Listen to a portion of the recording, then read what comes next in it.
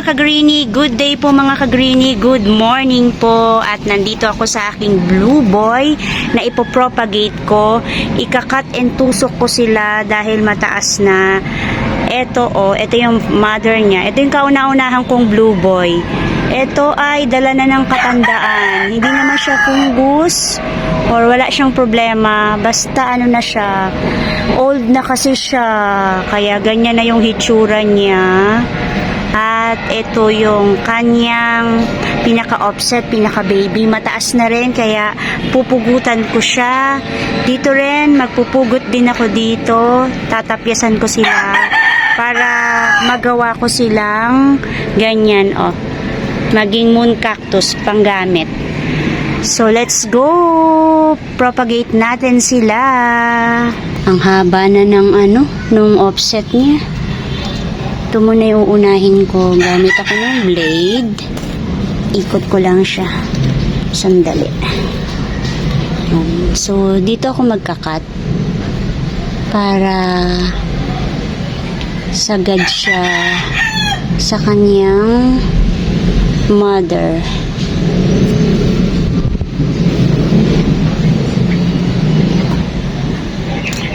Medyo matigas.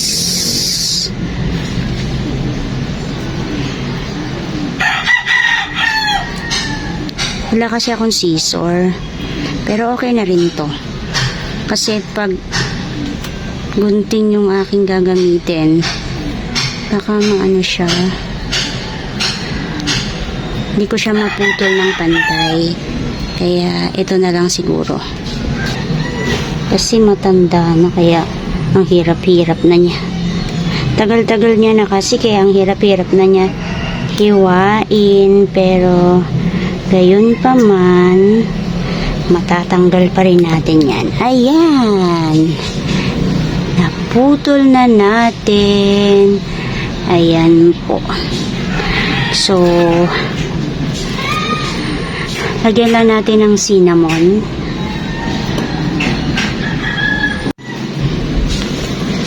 Bago natin siya itusok, lagyan muna natin ng cinnamon.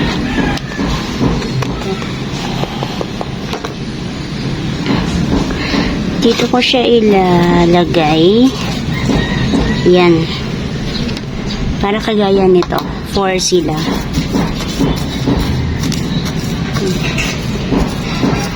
Hindi ko siya anuhan. Basta igaganyan ko lang siya. Yan. Okay. Ganyan lang. Hindi ko siya tatakpan ng soil. Ganyan lang. So, next natin ay itong kanyang kapatid.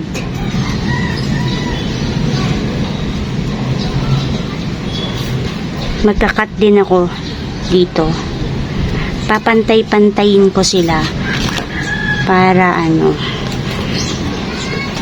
meron akong panggamit sa propagation or sa aking gagawing moon cactus.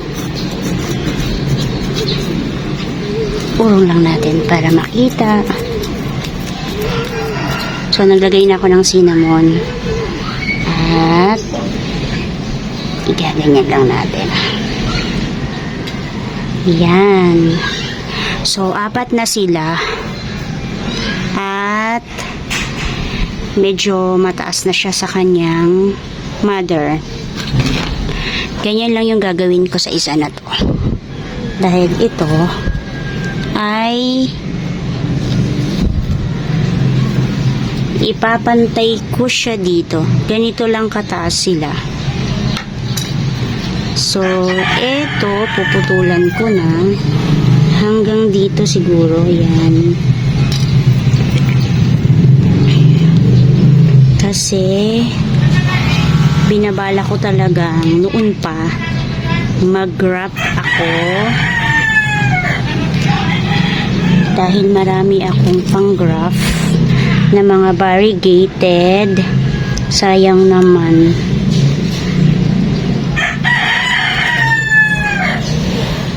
Dumadami na sila, kaya kailangan ko na silang mag-graph. Ayan.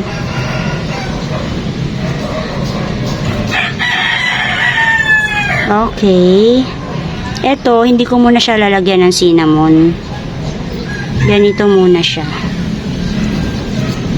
Kasi basa pa siya, oh.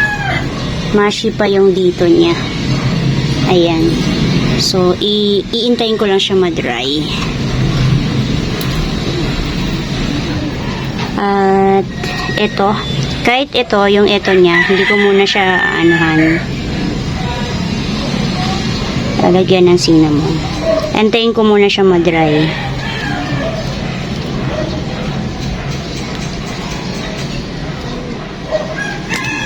Yan.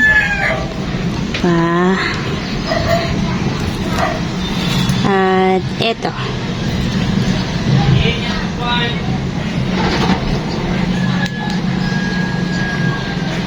Matataas na kasi sila.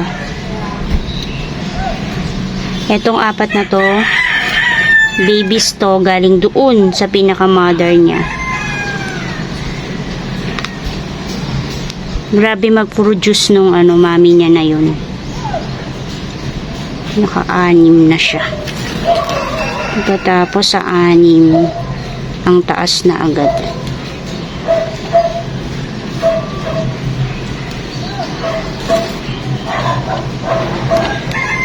Parang gusto ko paputulan yung na yun. Kasi medyo mataas na siya. Putulan ko nga ng konti lang. Yan, okay.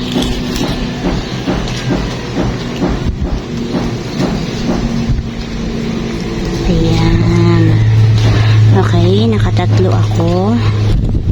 Medyo matataas na nga yan eh. Pero okay na yan. Eto, parang gusto ko siyang putulan kasi mahaba na siya. Oo, parang gusto ko siyang kalahatiin dito, pag ganyan. Kasi mahaba din naman. Tama, dito na lang. Diba? Yan, dito.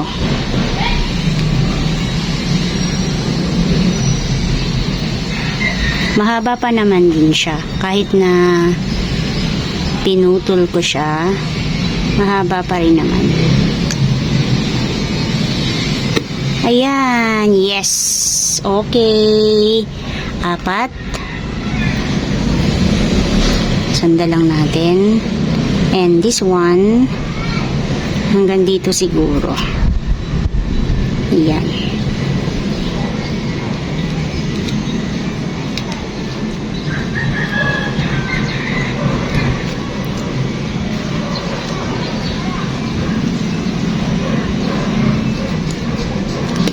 Yes. Okay. Medyo maliit pero okay lang yan. Gusto ko kasi magkaroon talaga ng maraming blue boy na propagation para meron akong ma-graph. So, ayan. Itong pinagputulan dito, nalagyan ko muna siya ng cinnamon. Pero yan, hindi ko muna sila lalagyan. At ilalagay ko lang muna siya sa gilid.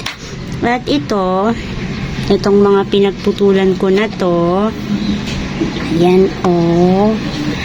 Ito ay aantayin ko lang ma-dry yan. Magkalos lang yung ito. Kasi mashi siya, oh. Mamasa-masa siya.